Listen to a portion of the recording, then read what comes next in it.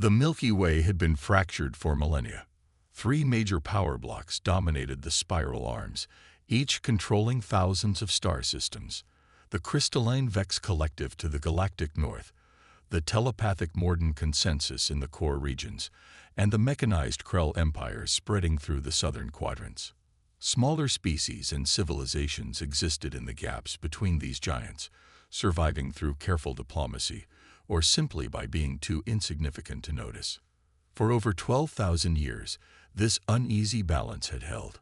The three superpowers engaged in cold wars, proxy conflicts, and occasional direct skirmishes that never quite escalated to full-scale galactic warfare. Each possessed planet-killing technology and faster-than-light capabilities that had plateaued at roughly equivalent levels. Military theorists across the galaxy had long concluded that true technological superiority was impossible. The laws of physics simply had hard limits that all three civilizations had reached. In the Orion Spur, a relatively unremarkable arm of the galaxy, dozens of minor species occupied a region considered strategically worthless by the major powers. Resource-poor worlds orbited average stars, with nothing to distinguish them from billions of similar systems scattered throughout the vastness of space. On one such world, a blue-green planet circling a yellow dwarf star, a bipedal species called humans had developed. The three galactic powers had observed them intermittently, as they did with thousands of other pre-FTL civilizations. Initial reports classified humans as unremarkable, short-lived, physically weak compared to most spacefaring races, lacking any notable psychic abilities, and possessing minds that operated in linear, predictable patterns. Captain Lorix of the Vex monitoring station nearest to Earth had filed the standard assessment. Species shows typical development patterns. No unusual technological leaps detected. Recommend standard observation protocol with check-in every 50 local years. That was before the humans surprised everyone by achieving faster-than-light travel nearly 2 centuries ahead of standard developmental models. Even then, the major powers merely adjusted their estimates, assuming humans would take the usual millennium or two to expand beyond their local star cluster. They were wrong. Within a single human generation, Earth ships had reached the edges of territories belonging to all three galactic powers. Human colonies sprang up in systems the major civilizations had deemed worthless. Their ships, while technologically inferior, improved at rates that defied established innovation curves. "They're expanding too quickly," warned General Tekmar of the Krell Empire during an emergency security council. "At this rate, they'll be in direct contact with our border worlds within 15 years. "Let them come," replied High Commander Zevos of the Morden Consensus. "Their technology is primitive. Their minds are simple to read. When they become troublesome, we can simply adjust their thinking." Both were mistaken in their assessment. Both underestimated what made humans different from every other species in the galaxy. Both failed to see what was coming. The divided landscape of the Milky Way was about to face something it hadn't encountered in thousands of years: change. What the established galactic powers failed to understand about humans wasn't their technology or their biology. It was their psychology. While other species had evolved toward specialization and efficiency, humans had developed as generalists with a unique cognitive architecture. Dr. Nax, a xenobiologist with the Vex Collective, was among the first to recognize the distinction. "Humans don't think like us," she reported to her superiors. "They pursue multiple, often contradictory goals simultaneously. They compete and cooperate in patterns that defy rational modeling. Most concerning, they innovate through intuitive leaps rather than systematic optimization." Her warnings were dismissed. After all, how could a species that lived barely a century achieve what immortal civilizations could not? The answer came when humans made first contact with the Trell, a minor client race of the Krell Empire. Rather than follow established diplomatic protocols, the human delegation, led by Ambassador Jack Reynolds, approached the meeting with what they called open-minded pragmatism. When told that certain regions were off-limits by ancient treaty, Reynolds simply asked, "Why?" When informed that specific technologies could not be shared due to millennia-old restrictions, he asked, says who. These questions, so simple yet so fundamentally disruptive, sent ripples through the established order. Within 5 years, humans had formed alliances with 17 formerly subjugated species. They shared technology freely, encouraged cultural exchange, and most disturbingly to the major powers, they listened to ideas from everyone regardless of status or history. They're building something new, observed Elder Vim of the Morden Consensus. Not an empire in our understanding, but a network of mutual benefit. The human approach brought a new perspective. Collaboration without domination. Their diplomats didn't seek to control or conquer, but to connect and learn. This wasn't due to moral superiority. Humans had a bloody history of their own, but rather from practical experience. Having nearly destroyed themselves multiple times, they'd learned that diversity of thought was a strength, not a weakness. Commander Ben Thompson of the United Earth Navy exemplified this approach during the Proxima Crisis, when Krell forces attempted to blockade a human mining colony. Rather than respond with military force, Thompson invited Krell representatives aboard his vessel to observe Earth's newest fusion technology. Technology the Krell had deemed impossible. "We don't want your territory," Thompson told the stunned Krell delegation. "We want to trade with you. We want to learn from you. And yes, we have things to teach you too." This moment marked a turning point.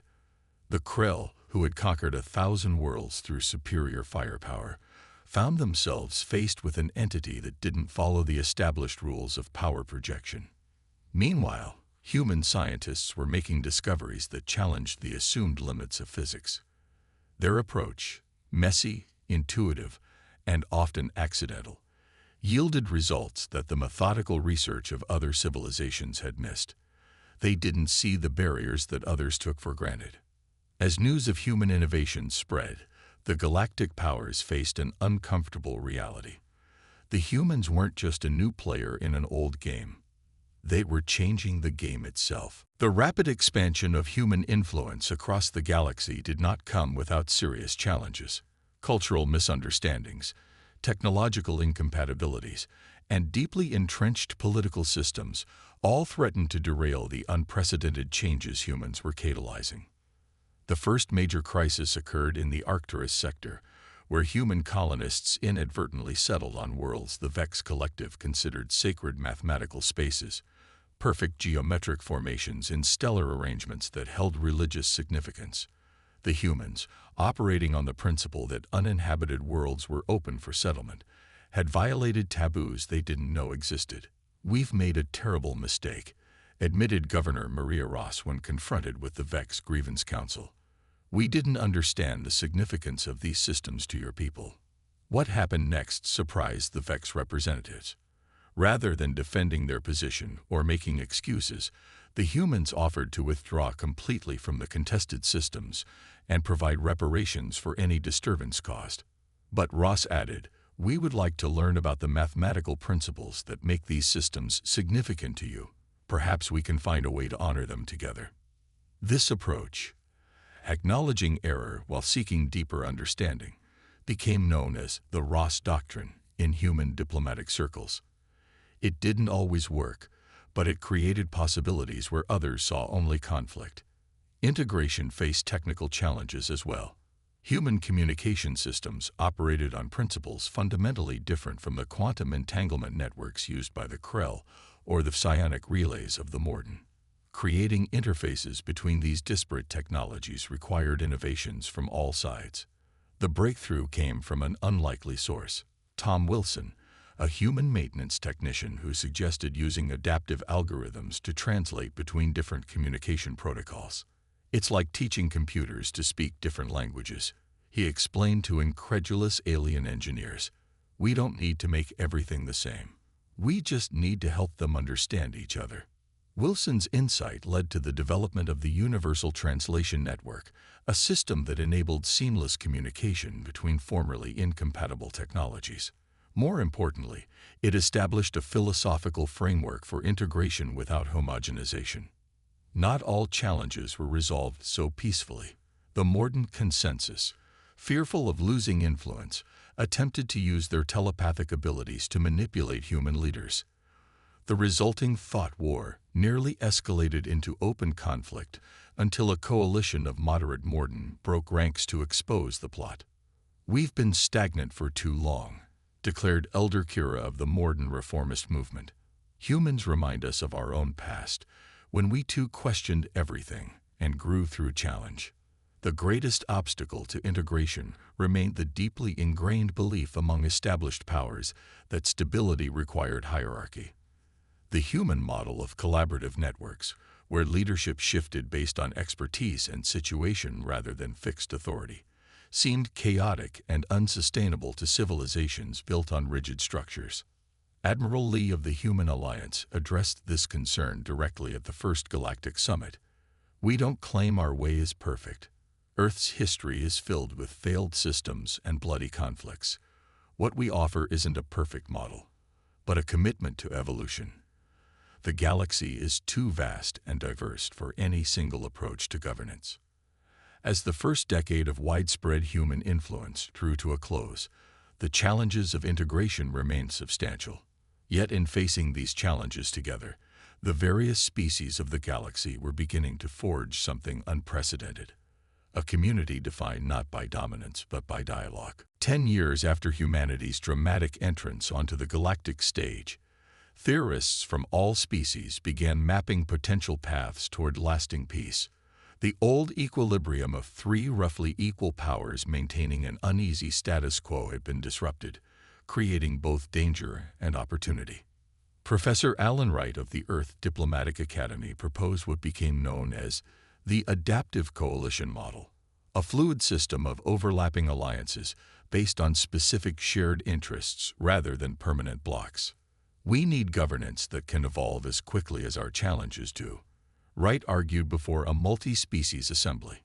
The model called for specialized councils focused on distinct issues: technological exchange, resource management, dispute resolution, and cultural preservation. Each council would draw members based on expertise and stake in the outcome rather than political power. "Imagine a resource dispute between the Vex and a human mining consortium," Wright explained. "Rather than escalation or bilateral negotiation, the matter goes before a council that includes not only representatives from both parties, but also ecological experts from the Morden, independent economists, and representatives from nearby systems that might be affected." While many traditionalists dismissed the approach as naively complex, a trial implementation in the Perseus Arm showed promising results. Conflicts that had simmered for centuries found resolution through this multifaceted approach. Meanwhile, the Krell Empire, historically the most militaristic of the major powers, surprised many by proposing the Mutual Vulnerability Protocol. This security framework acknowledged a fundamental truth: in an age of planet-destroying weapons and faster-than-light travel, no civilization could ensure its safety through strength alone. "Security comes not from being invulnerable," stated Krell's Supreme Commander Jorax, "but from creating systems where aggression becomes irrational for all parties." The protocol established transparency measures, power limitations, and most controversially, integrated defense systems that required multi-species authorization for activation. In effect, it codified mutual trust as a strategy. Human Captain Marcus Rivera, who worked closely with the Krell military on implementing early stages of the protocol, observed, "They've been fighting or preparing to fight for 10,000 years. They're exhausted by it. Our arrival showed them there's another way." The most radical proposal came from an alliance of formerly marginalized species who had found their voice in the new human catalyzed order. The Evolutionary Governance Initiative suggested that political systems should be designed to change on a predetermined schedule, forcing periodic reassessment and preventing calcification of power. The problem with most governance, explained Trell philosopher Zax, who had studied human history extensively, is that it's designed by each generation for their immediate needs, then forced upon future generations facing entirely different challenges. These and dozens of other frameworks were debated, tested on small scales, refined, and sometimes combined as the galaxy experimented with new possibilities for organizing its affairs. None provided a perfect solution, but together they created a rich tapestry of approaches that could be applied contextually. What united these diverse scenarios was a fundamental shift in thinking, from static models of dominance to dynamic systems of collaboration. The goal was no longer to win a galactic game of power, but to create conditions where all could thrive through mutual exchange. As Ambassador Reynolds, now in the twilight of his career, observed, "Peace isn't a destination we reach once and celebrate. It's a garden we must tend every day, adapting to new conditions while honoring what came before. Humans didn't invent this wisdom. We just helped the galaxy remember it." 50 years after humanity's emergence as a galactic force, the Milky Way stood at a crossroads. The old order had been irrevocably altered, yet the new one remained unformed, a work in progress filled with both remarkable achievements and troubling setbacks. The most significant achievement was the Galactic Commons, a neutral zone spanning 20,000 star systems where governance experiments flourished. Within this vast laboratory of civilizational models, hundreds of approaches to cooperation were being tested simultaneously. Some failed spectacularly, others showed promise, and a few demonstrated remarkable results. We're witnessing the greatest period of political innovation in recorded history, noted historian Dr. Mark Johnson during his address at the decade celebration of the Commons founding. Not because humans are inherently wiser than other species, but because we've helped create spaces where all voices can contribute to solving shared problems. Yet beyond the Commons, concerning developments had emerged. The more conservative factions of the Vex Collective had withdrawn to their core systems, dramatically accelerating their already advanced technology in isolation. Intelligence reports suggested they were developing capabilities that could threaten the emerging balance. They see integration as contamination, explained Vex defector Irix to the Galactic Security Council. They believe purity of thought leads to perfection, and they view the mixing of species and ideas as a path to chaos. Similarly, hardline elements within the Krell military had broken away to form the Preservation Front, dedicated to restoring the Empire's former dominance. Their raids on border worlds had escalated from harassment to serious disruption of trade routes. Most concerning was the emergence of a multi-species movement known as the Cosmic Order, which rejected the entire premise of integration. Recruiting from all civilizations, including Earth, this ideological coalition preached that each species had its natural place in the universe, and that attempting to change these ordained roles was the source of all suffering. Admiral James Walker, addressing the graduating class of the United Fleet Academy, didn't minimize these challenges. The path we've chosen, building bridges rather than walls between species, isn't the easiest one. It would be simpler to retreat behind our borders, develop our weapons, and prepare for war like civilizations have done for eons. He paused, looking at the diverse faces before him. Human cadets alongside the first generation of alien officers commissioned in Earth's service. But that path leads where it always has, to cycles of destruction without end. What we're attempting may fail. It probably will fail in many ways. But even partial success creates something better than what came before. His words echoed what many felt across the galaxy, that the future remained profoundly uncertain, yet contained possibilities worth fighting for. The old equilibrium of power blocks was gone forever, but whether its replacement would be better or worse remained an open question. This uncertainty itself represented a call to action. In a universe where outcomes weren't predetermined, individual choices mattered. The actions of scientists, diplomats, traders, and even ordinary citizens across thousands of worlds would collectively determine which potential future would materialize. As the ancient Morden proverb, recently discovered and embraced by human philosophers, stated, "The universe provides the canvas. We choose the colors." The human impact on the galaxy had been to reintroduce something long forgotten in the static equilibrium of the major powers: possibility. What came next would depend on what every species, including humanity, did with that gift. 100 years after humanity's emergence on the galactic stage, a discovery shook the foundations of all civilizations. A joint research team, comprised of human theoretical physicists, Vex mathematicians, and modern consciousness specialists, confirmed the existence of what they called the convergence point. This phenomenon, predicted by obscure equations buried in the archives of all three major civilizations, but never properly interpreted, suggested that the galaxy itself was approaching a developmental threshold.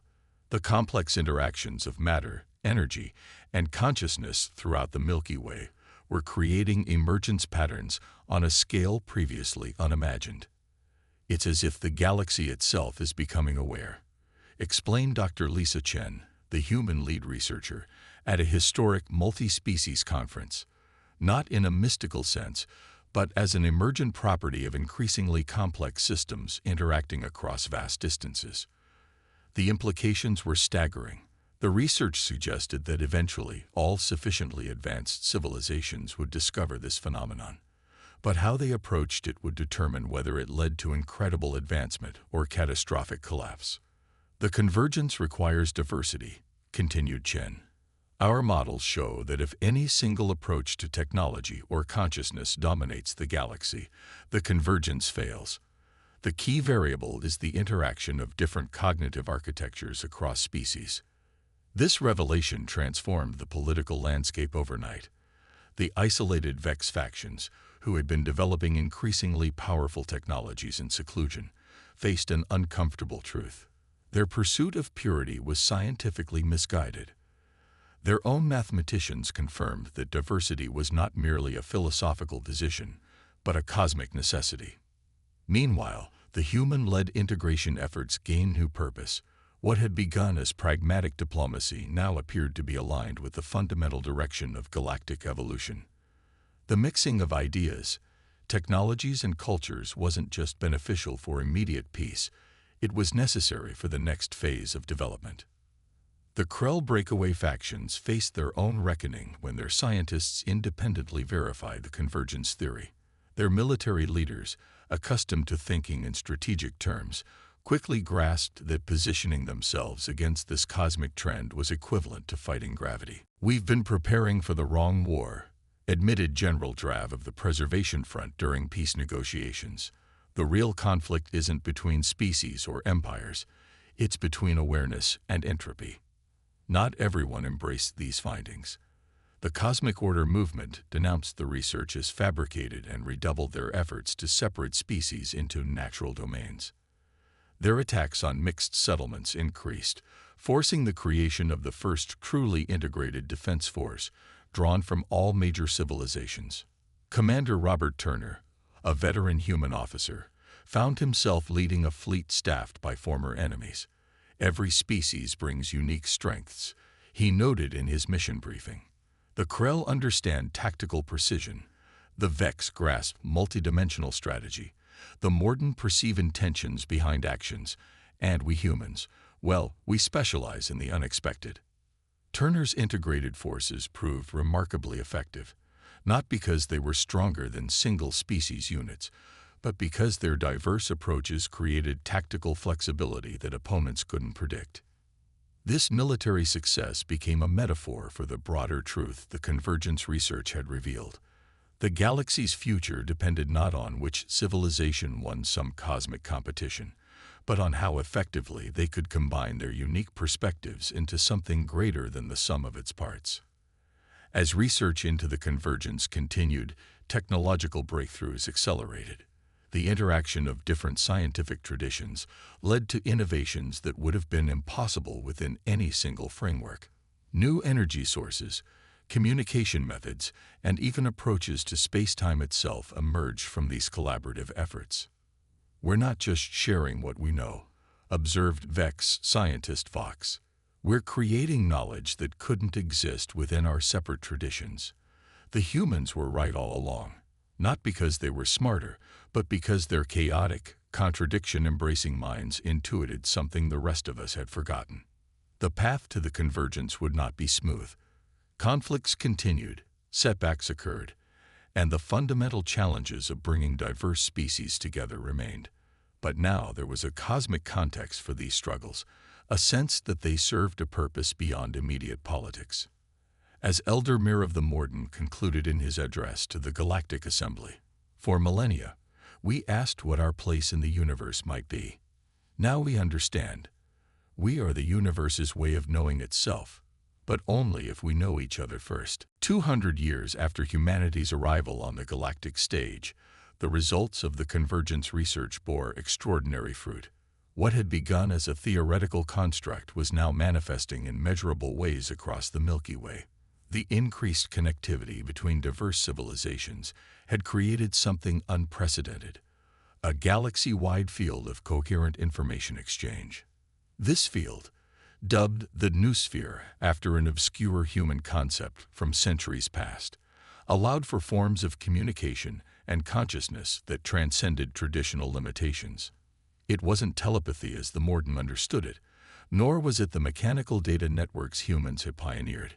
It was something entirely new, an emergent property of billions of minds thinking together while maintaining their distinct identities. The first public demonstration of the noosphere's potential came during the Cygnus crisis, when a stellar chain reaction threatened to trigger multiple supernovae that could have sterilized hundreds of inhabited worlds. Scientists from 37 species, working through the noosphere, were able to model and implement a solution that traditional computing could never have achieved in time. "We didn't just share ideas," explained Dr. Tom Jackson, one of the human participants. "Our very modes of thought combined in ways that created new cognitive capabilities. The Vex perceived mathematical patterns humans could never see. Humans imagined intuitive leaps the Vex would never consider. The Morden sensed emotional resonances that guided our collective attention. Together, we became something none of us could be alone." This event marked a turning point in galactic history, proof that the theoretical convergence was becoming reality. The implications extended beyond crisis management to every field of endeavor. Art, science, philosophy, and technology all transformed as the noosphere developed. Yet this remarkable achievement faced its greatest challenge from within. As the noosphere grew, a fundamental question emerged.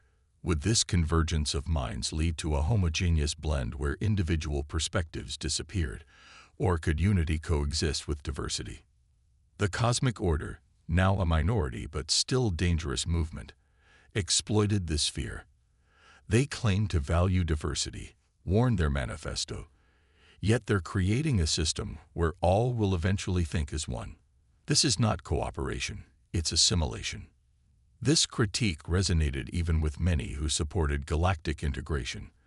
The specter of losing what made each species unique, their particular way of experiencing the universe, created widespread anxiety. The answer came from an unexpected source.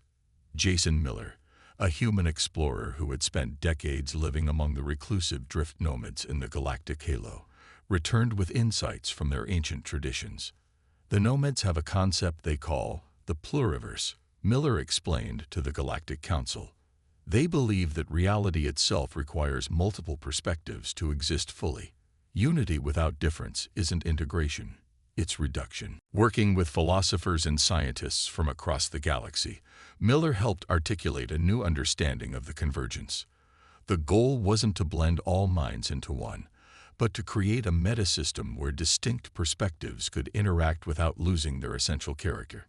"Think of music," suggested Morden composer Lyra, who had studied human symphonies.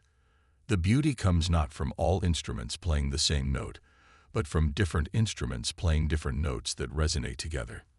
The harmony doesn't erase the individual voices, it depends on them." This understanding transformed the development of the noosphere. Rather than pushing toward uniformity, the focus shifted to creating better translations between fundamentally different ways of experiencing reality.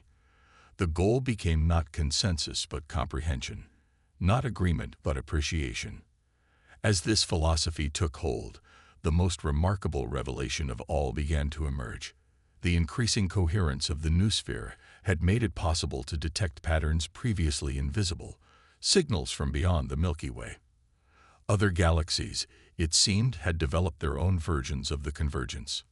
"We are not alone in this journey," announced Admiral Walker in his final address before retirement. "Across the universe, diverse beings are discovering what we have found: that the greatest strength comes not from dominance, but from connection, not from sameness, but from symphony."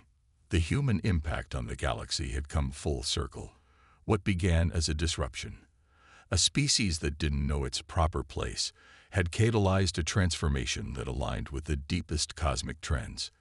Humans hadn't changed the fundamental nature of the universe, but they had helped the galaxy remember something it had forgotten during millennia of stagnant equilibrium. As the ancient Earth philosopher had written, in words now studied by species across the stars, "The universe is not only stranger than we imagine, it is stranger than we can imagine." The revelation was that no single perspective could grasp this strangeness alone. But together, in their beautiful diversity, they might come close. The galaxy looked toward the future not with certainty, but with something better: possibility. The stars, once distant and cold, now sparkled with connection and meaning. They hadn't seen it coming, this strange, contradictory species from a blue-green world, but their arrival had awakened something that had always been waiting to emerge. Not an ending, but a beginning.